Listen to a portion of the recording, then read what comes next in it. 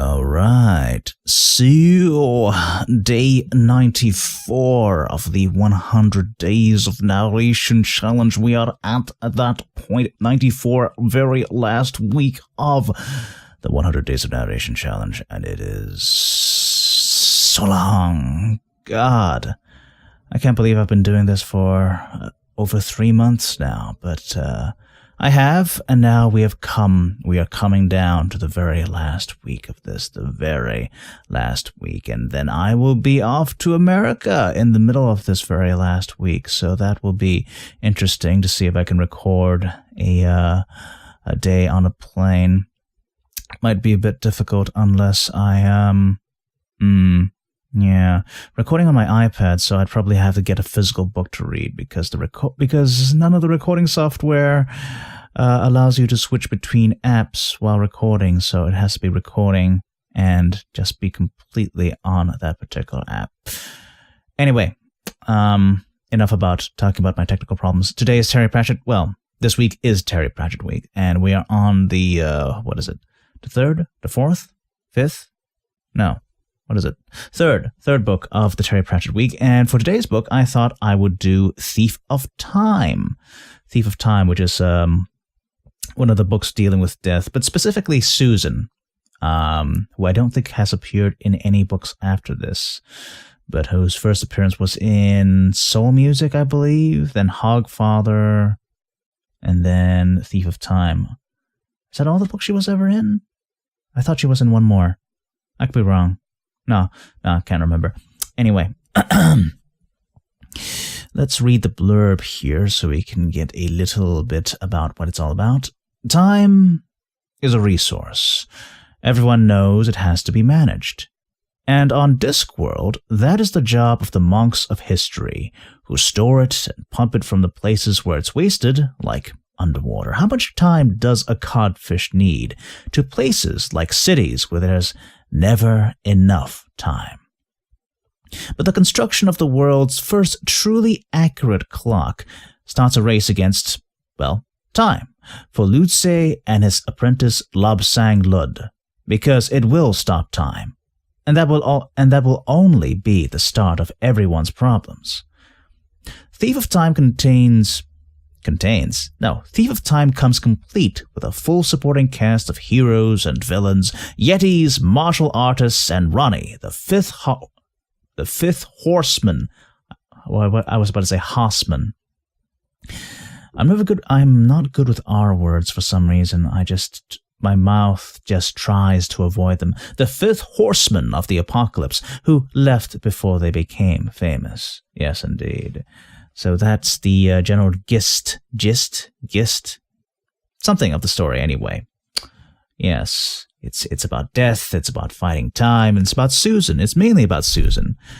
So let's do the whole page flippy thing here and find a nice, good place to start from. Okay, let's flip back until we get to a point where... Okay, maybe flip forward until we get to a point where it starts from a new section. Wow, okay. Does he break it up into sections anymore?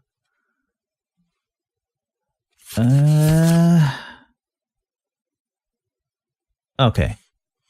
Alright. Okay, here we go.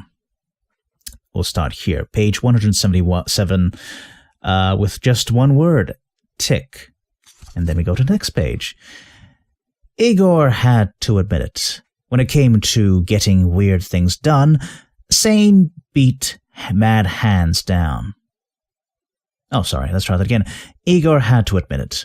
When it came to getting weird things done, sane beat mad hands down. He'd been used to masters who, despite doing wonderful handstands on the edge of the mental catastrophe curve, catastrophe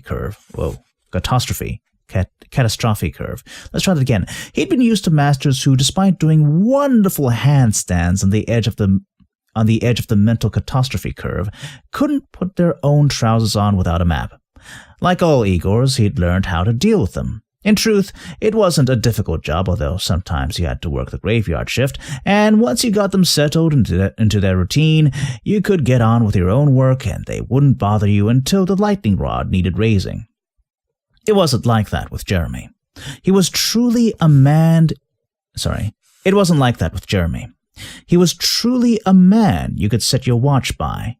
Igor had never seen a life so organized, so slimmed down, so timed. He found himself thinking of his new master as the tick-tock man.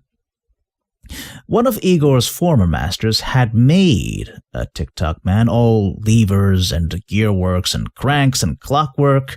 Instead of a brain, it had a long tape punched with holes.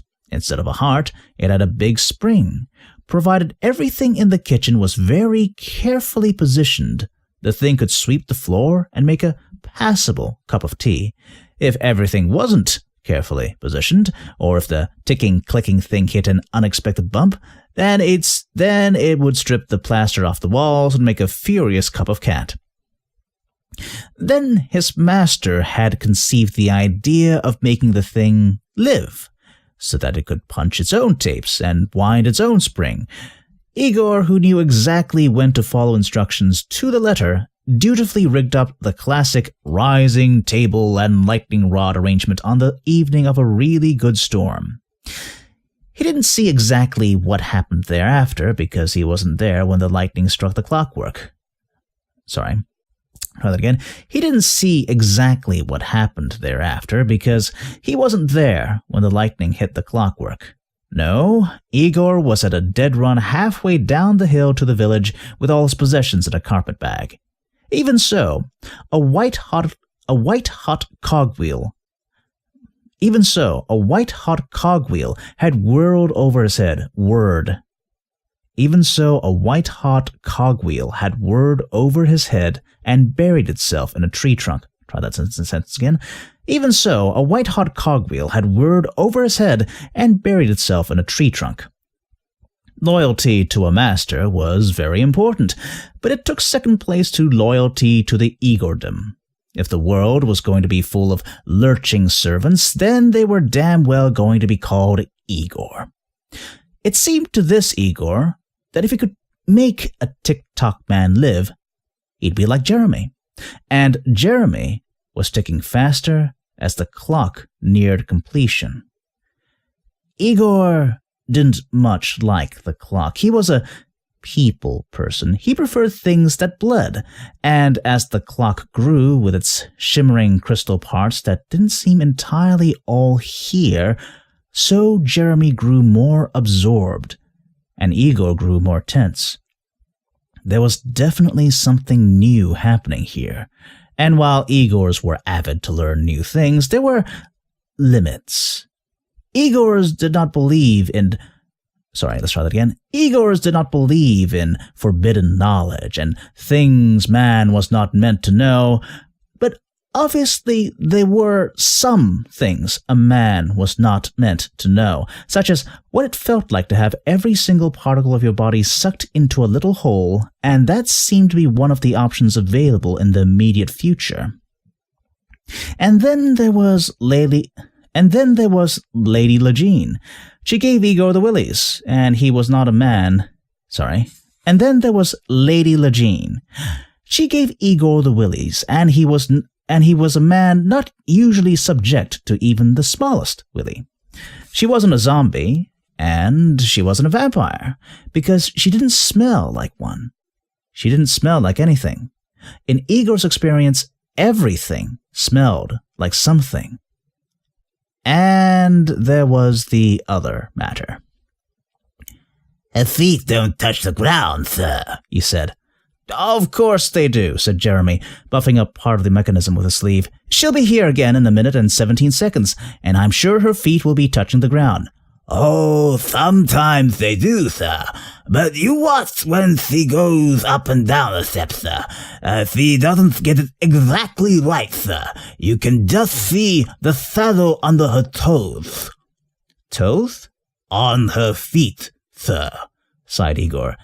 The lisp could be a problem, but in truth, any Igor could easily fix it. But it was part of being an Igor. You might as well stop limping.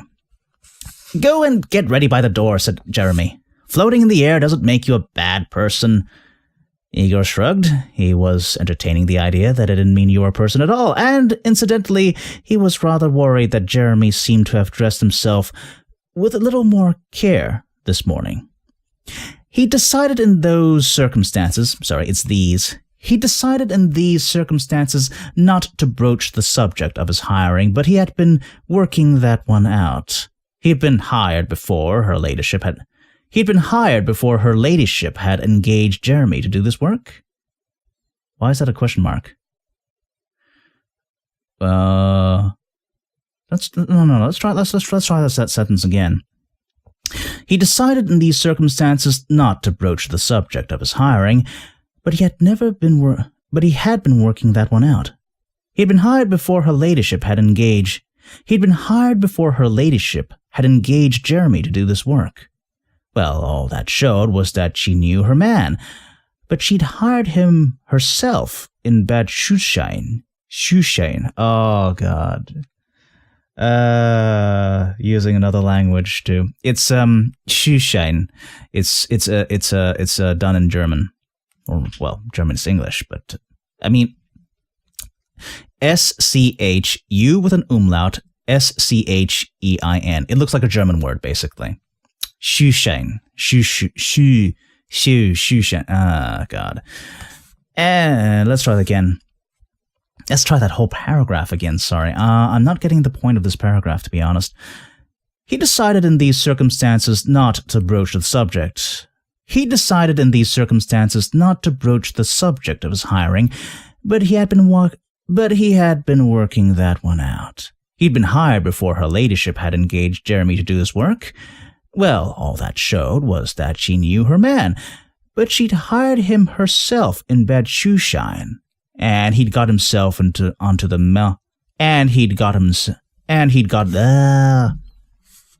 Gosh. Try that paragraph from the beginning again, Edwin.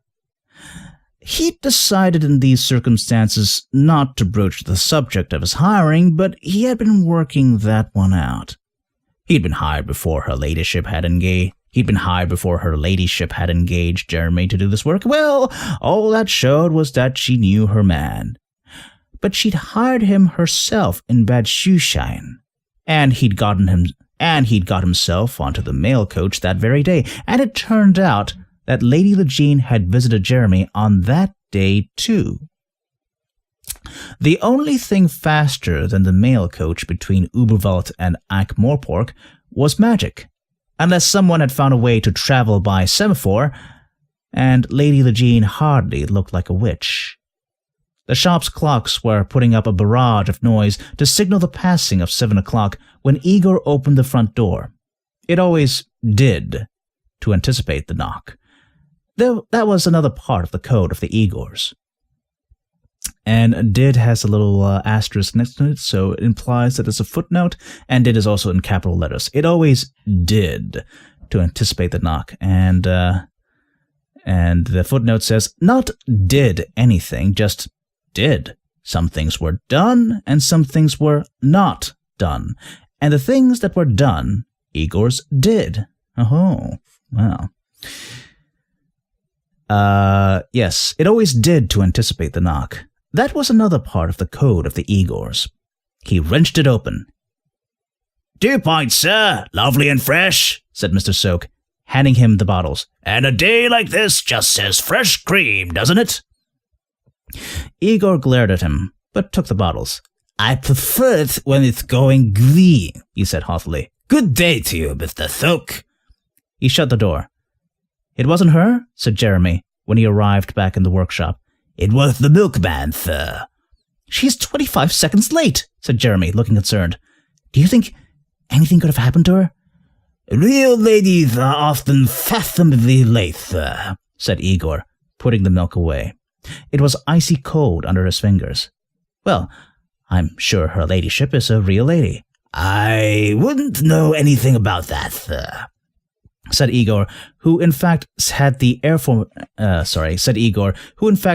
aforesaid very strong doubts in that area. Let's try that again. Sorry, the page flipping threw me. Said Igor, who in fact had the aforesaid. It's like aforementioned, only it's aforesaid. I've never actually seen that word before. I understand how it's used now, just looking at it, but aforesaid, aforementioned, aforesaid. I guess you can I guess you can do aforesaid. Why wouldn't you? You can do aforementioned, so why can't you do aforesaid? Okay. Yeah. Sorry. Burp. Getting my burps out of the way. I wouldn't. Well, I'm sure her ladyship is a real lady. I wouldn't know anything about that, sir, said Igor, who in fact had the aforesaid very strong doubts in that area. He walked back to the shop and took up position with his hand on the door handle just as the knock came. Lady Legene swept past Igor. The two trolls ignored him and took up their positions just inside the workshop. Igor put them down as hired rock, anyone's for $2 for a day plus walking around money. Her ladyship was impressed. The big clock was nearing completion. It wasn't the squat, blocky thing that Igor's grandfather had told him about. Jeremy had, much to Igor's surprise, for there wasn't a scrap of decoration anywhere in the house. No, I'm saying that wrong, sorry. Jeremy had, much to Igor's surprise, for there wasn't a scrap of decoration anywhere in the house, gone for the impressive look. Your grandfather helped make the first one, Jeremy had said, so let's build a grandfather clock, eh? And there it stood. A slim, long case clock in crystal and spun glass, reflecting the light in worrying ways. Igor had spent a fortune in the street of cunning artifices. Artifices? Artifices? Artifacers.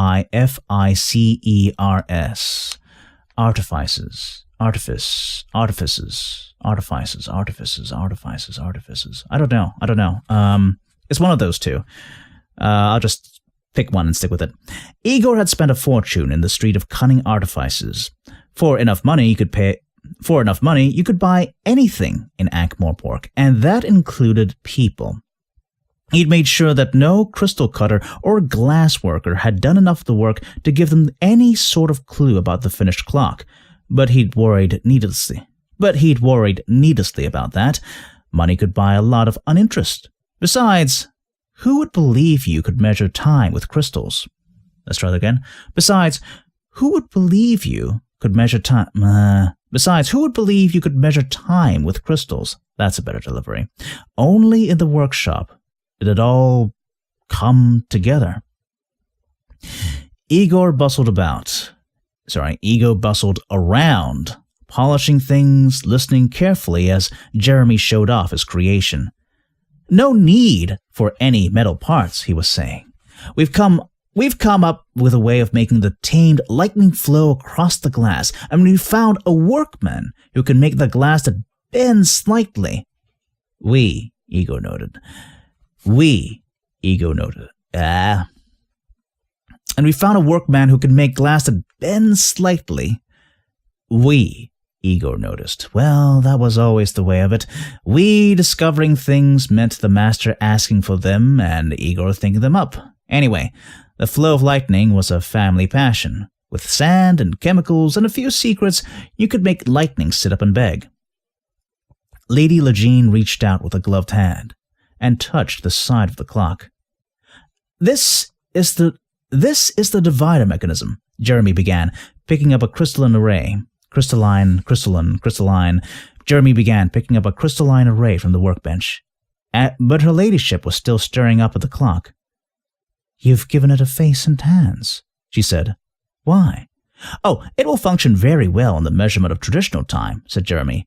Glass gears throughout, of course. In theory, it will never need adjusting. It will take its time from the universal tick. Ah, you found it then. The time it takes the smallest thing Okay. The time it takes the smallest thing that can happen to happen. I know it exists. Okay, so he's describing what the universal tick is. Let's try it again. The time it takes the smallest possible thing that can happen to happen. Let's try it again. The time it takes the smallest possible thing that can happen to happen. I know it exists. She looked almost impressed. But the clock is still unfinished. There is a certain amount of trial and error, said Jeremy, but we will do it.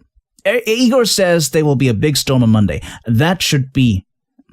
let's try that again. But we will do it. Igor says there will be a big storm on Monday. That should provide the power, he says, and then... Jeremy's face lit up with a smile. I see no reason why every clock in the world shouldn't say precisely the right time. Say precisely the same time. Yeah. Try that again.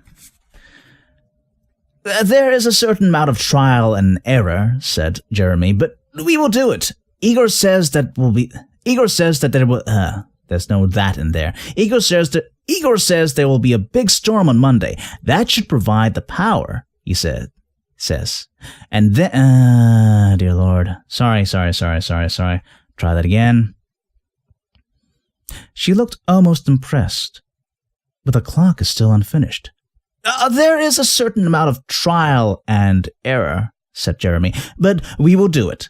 Igor says there will be a big storm on Monday. That should provide the power, he says, and then... Jeremy's face lit up with a smile. I see no reason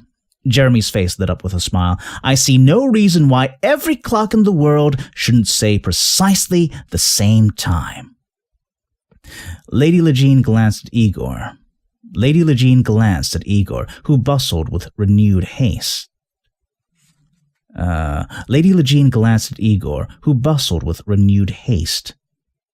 The servant is satisfactory.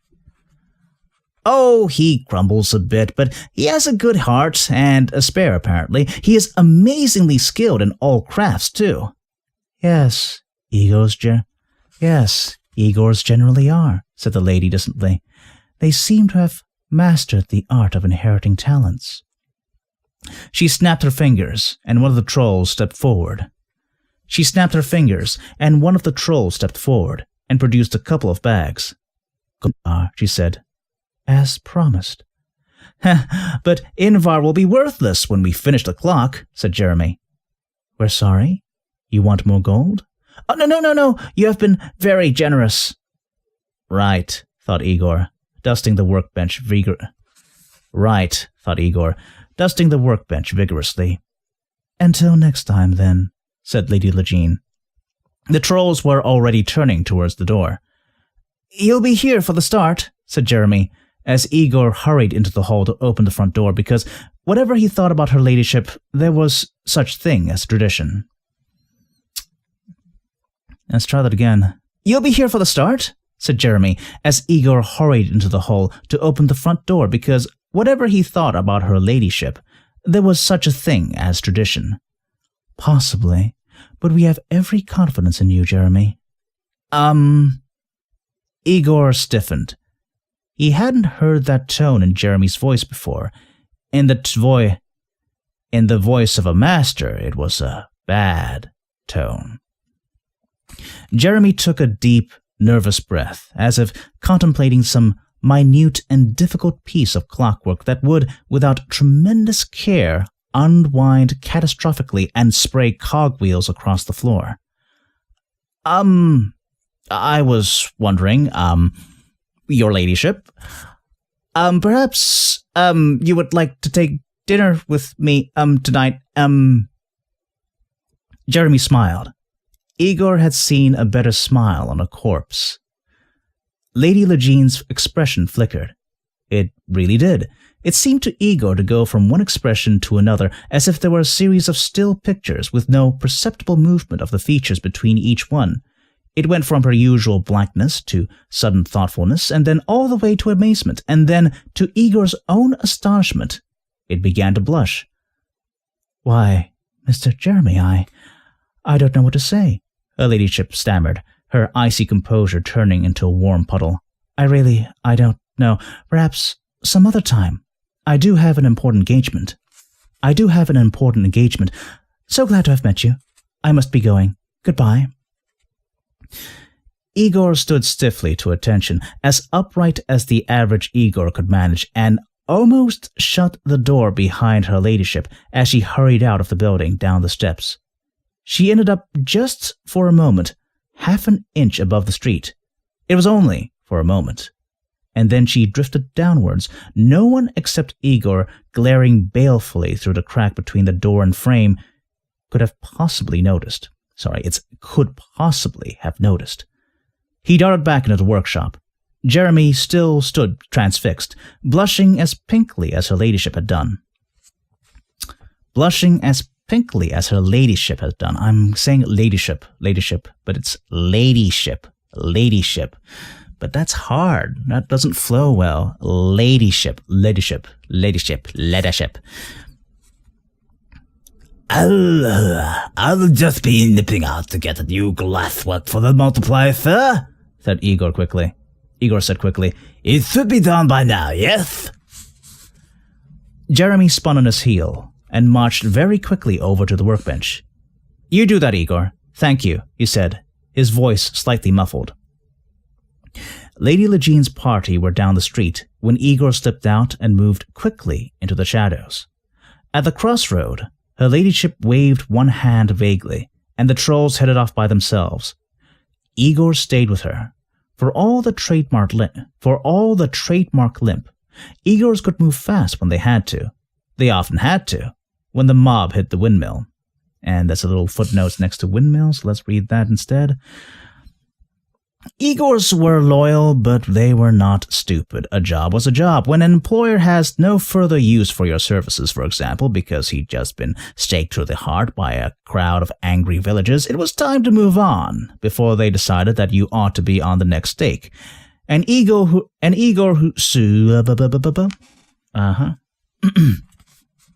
And Igor soon learned a secret way out of any castle and where to stash an overnight bag. In the words of one of the founding Igors, "We belong dead? Excuse me, where does it say we?"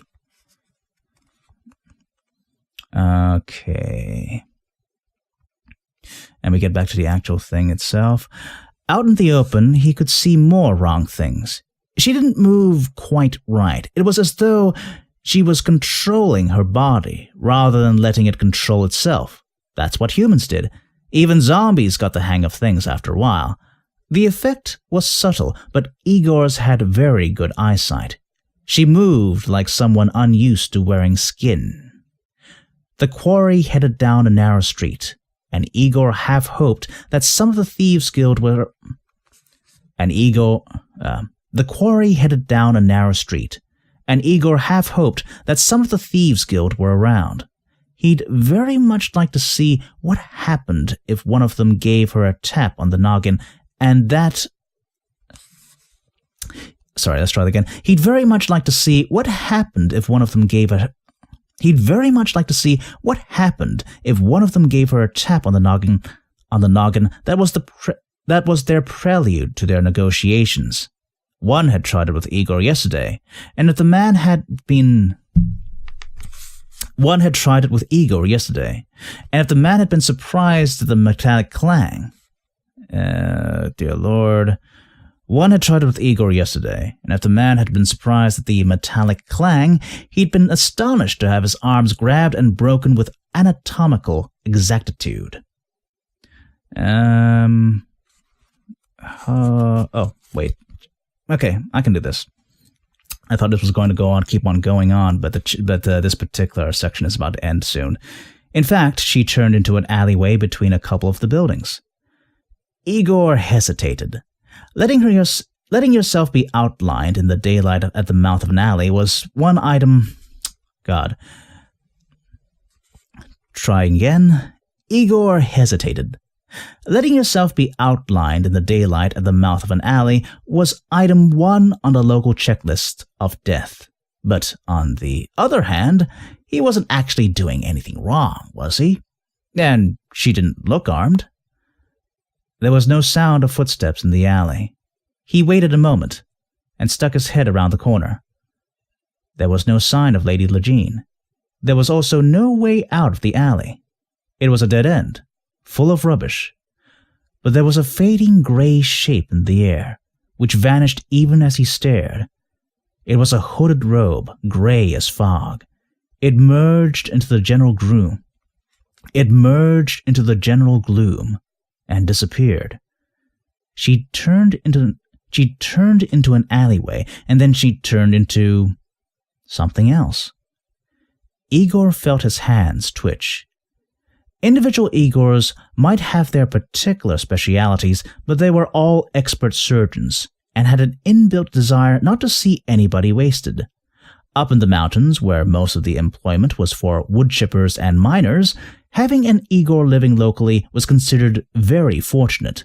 There was always the risk of an axe bouncing or a saw blade running wild, and then a man was glad to have an Igor around who could lend a hand or even an entire arm, if you were lucky. And while they practiced their skills freely and generously in the community, the Igors were even more careful to use them amongst themselves. Magnificent eyesight, a stout pair of lungs, a powerful digestive system. Wow. A powerful digestive system. It was terrible to think of such wonderful workmanship going to the worms. So, they made sure it didn't. They kept it in the family. Igor really did have his grandfather's hands, and now they were bunching into fists, all by themselves. And that's a good place to stop, and that was a pretty long read, actually. Okay, so that was Thief of Time by Terry Pratchett, and we are in the middle of Terry Pratchett Week, day 94 of the 100 Days of Narration Challenge. We are near the end of this, dear Lord. Can't believe I actually got this far. Oh God, never doing this again. Never doing this again. Okay, well, that was that day. See you all tomorrow for day 95. Day 95, yes, it's the number that comes after day 94. Okay, see you then. Hey, you seem like a cool, wonderful, and or awesome individual with impeccable taste in voice actors. So why not follow me on Facebook or Twitter? You can keep up with the latest projects I'm in, or that my friends are in, or that you could be in, because I occasionally post links to open editions to various projects that require voice acting out there, or that nobody's in, but they're interesting projects nonetheless that you may also find interesting. Also, lots of random thoughts about whatever's on my mind at that particular moment. Usually it's about food or video games, or foodie video games. Anyway, you can follow me on Facebook at OmadonVA or Twitter at Omadon. Hope to see you there.